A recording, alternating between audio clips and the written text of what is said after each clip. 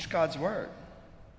Do I believe that God's word is true and powerful and sufficient enough that I actually can just read one scripture passage and talk about it with confidence that God's word is the best thing that our kids need to hear? Or do I need to try to convince people that I think God's word is important by using a billion passages? And do I think that what kids need most are my opinions about things that they're concerned about, and then I just tag on a few Bible verses to show that these are Christian ideas about my opinions?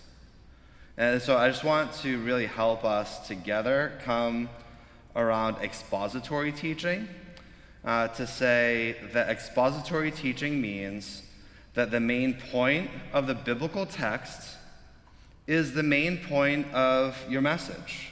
It's pretty simple, right? That the main point of the passage is the main point of what you have to say. It's not rocket science. There's no secret to it. It's just feed students the Word of God with confidence that God's Word really is true and really does bear life in the minds and hearts and souls of the students who are receiving it. This is why we teach the Word of God.